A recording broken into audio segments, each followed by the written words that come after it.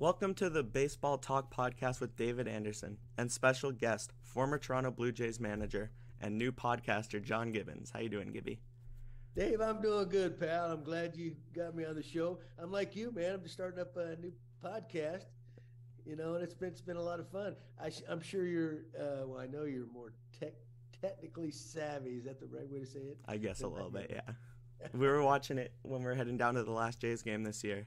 We were watching the Josh Donaldson episode, so loved it. Okay. I don't know about you. Did you watch some of the playoffs recently? The Yankees? Oh, I love watching the playoffs. Oh yeah. Well, Josh had a tough playoff, but that's the way it goes sometimes. You're not always good. Playoffs are a completely different ball game. Yes. So I just had a few questions. My first one is, what was your favorite moment as a Blue Jay manager other than the bat flip? Dave, that's a good question. I had so many great moments. Other than that, well, I can't necessarily say I can pinpoint to one thing because when I got to come back the second time, that was a huge thing for me, a huge thrill. Mm-hmm. Probably the day we clinched in Baltimore. That's a big one. 2015, because it had been 23 years, and I'd spent a few years there and some lean years, and the Blue Jays fans were frustrated because it'd been so long, and got spoiled in '92 and '93 by winning the World Series both times, So I guess the point where that game we finally won the division and we knew we were going to the playoffs because it'd been so long and it had been a tough road. That's probably my most memorable. And of course, then later, a few weeks later we're in the playoffs, and then of course you go to Batista's bad flip and coming back from being down 2 games to none. But I've got so many good memories. Yeah. So I'm wanting to go into broadcasting in college, and I'm just wondering what made you want to create a podcast yourself? David, good for you, man. You know what? And you're on the right track. I'll tell you. This is a good first starter. Yeah. You know what? I'm not. It's funny because I just turned 60, right? Mm-hmm. Back in June, and my last day there in 2018 when I was leaving, you can call it getting fired, you can talk a mutual agreement that I'm leaving. We call it anything you want, right? Mm-hmm. But it was all of those things.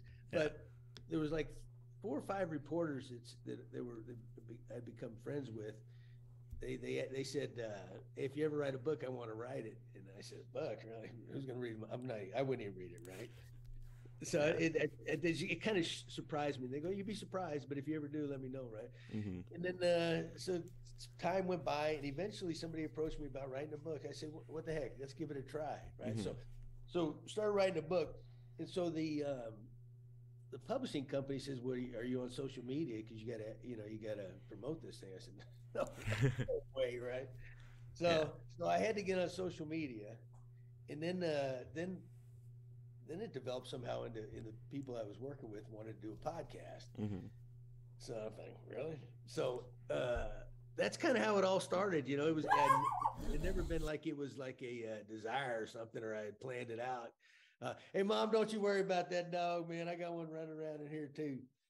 It'll add character to the show. Yeah.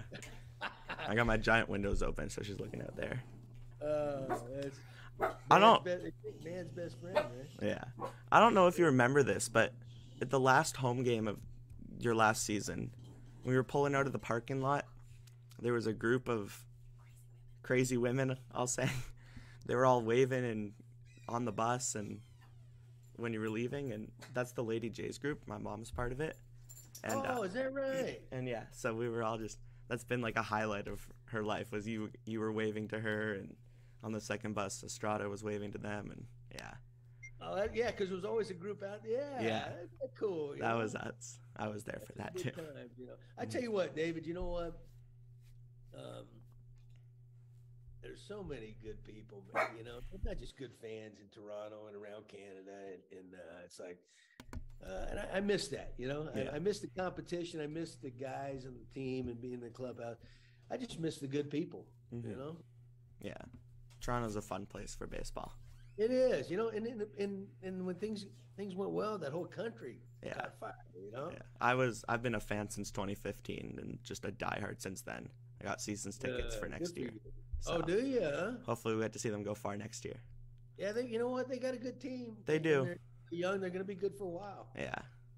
So I took a trip down to Chicago this summer, and I went and saw Wrigley and Guaranteed Rate, and just noticed like how different it is than games in Toronto. I'm just wondering like what ballparks stand out to you, or you prefer? Well, Dave, I played at Wrigley when I was with the Mets. Yeah, I love that place. There's just I'm kind of a big fan of the history, baseball history.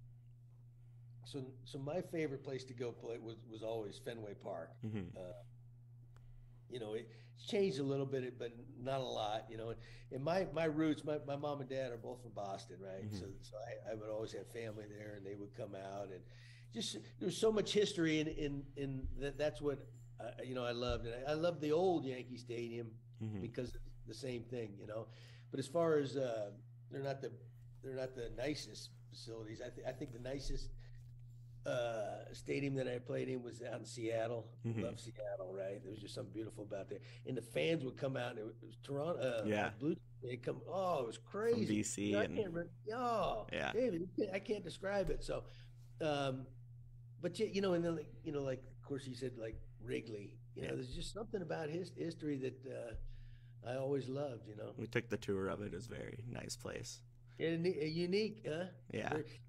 It's kind of like Fenway Park. If you didn't see the lights, you drive, you know it's there. Yeah. With the game I went to, the White Sox game, the White Sox lost like 20-5 against the Astros. It was the bad one.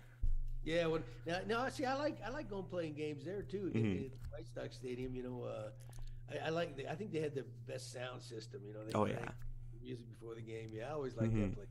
So what do you think of the renovations at Rogers Center? I know not there, but no, but I guess they're planning some big things, huh? Yeah. I figured somebody else mentioned that to me, and I thought, well, it must have been from because Blue Jays fans, and when you close that roof, that place gets so loud. I was at the first wild card game, and even though we lost like 4-0, it was still loud for most of the game. Oh yeah, it's like that place is shaking, right? So yeah.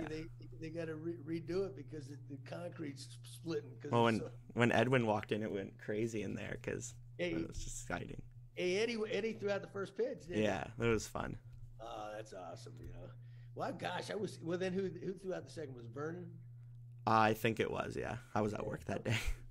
I figured that if they advance, they'd have Batista come up there, and I figured that maybe they'll do, since they had Eddie and then Vernon, then they'd have Batista, and then they maybe get to the World Series. You have Joe Carter come. Yeah, well, Joe Carter was there for the 30th anniversary one. Oh yeah, I saw the highlights of that. Great pregame. It was, yes. Yes. Well, thank you very much. Thank you for listening. Tune in next week where we interview Blue Jays pitcher Alek Manoah.